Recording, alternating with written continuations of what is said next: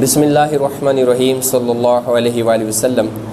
سب سے پہلے تمام اسلامی بھائیوں کو جو پاکستان میں رہتے ہیں، جو اوورسیز فورن کنٹریز میں رہتے ہیں، آپ سب کو عید کی خوشیاں مبارک ہوں۔ اللہ تعالیٰ ڈھیروں بلائیاں نصیب فرمائے۔ عید کے حوالے سے دو تحفے، دو وظیفے تھے، وہ آپ سے شیئر کرنا چاہتا ہوں، تو قبول فرمائیے گا۔ ایک دعا بھی آپ سے شیئر کرنی ہے، اول تاخر اس ویڈیو کو لازمی دیکھ لیجیے گا۔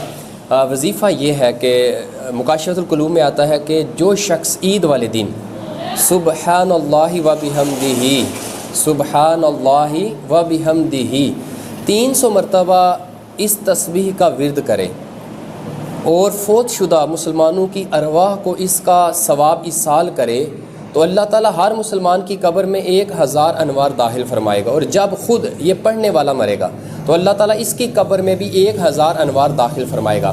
تو پیارے اسلام میں جن کے عزیز و اقارب فوت ہو چکے ہیں، ماں باپ میں سے اگر کوئی فوت ہو چکا ہو، بہن بھائیوں میں جو ریلیٹیوز میں کوئی اگر فوت ہو چکا ہے، دوست احباب میں سے کوئی فوت ہو چکا ہو، تو لازمی آج یہ 300 مرتبہ ورد کیجیے گا اور ایصال ثواب کیجیے گا۔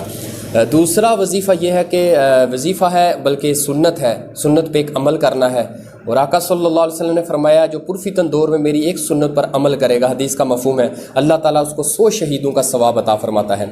آج کے حوالے سے ہے کہ نبی کریم صلی اللہ علیہ وسلم کا یہ معمول تھا کہ آپ صلی اللہ علیہ وسلم عید الاضحیٰ سے فارغ ہونے کے بعد اپنے دست مبارک سے قربانی کا جانور ذبح فرماتے، پھر اس کی کلیجی تیار کرنے کا حکم فرماتے۔ جب کلیجی تیار ہو جاتی، پک جاتی، تو اس میں سے تناول فرماتے۔ تو اب قربانی جو کر رہے ہیں ان کے لیے قربانی کی گوشت میں سے کلیجی کھانا سب سے پہلے یہ سنت ہے، اور یہ آقا صلی اللہ علیہ وسلم کے عمل سے مشابہت بھی ہے اور نیک شگون بھی ہے۔ اور اہل جنت میں جنتیوں کو جو سب سے پہلے کھانا کھلایا جائے گا کلیجی ہوگی، اور اس مچھلی کی کلیجی ہوگی جس پر زمین ہے۔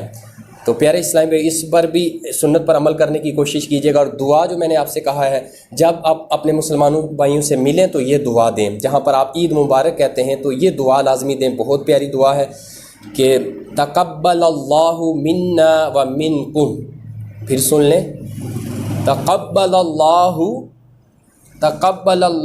منا و منکم، تقبل اللہ منا و منکم، کہ یعنی اس کا ترجمہ ہے کہ اے اللہ تعالیٰ میرے اور آپ کے اعمال قبول فرمائیے۔ اس کا ترجمے کا خلاصہ میں نے آپ سے پیش کیا، تو لازمی اس پر بھی عمل کیجیے گا۔ اللہ تعالیٰ سے دعا ہے کہ اللہ تعالیٰ ہمیں ان باتوں پر عمل کرنے کی توفیق عطا فرمائے، آمین بجاہ النبی الامین صلی اللہ تعالیٰ علیہ وآلہ وسلم۔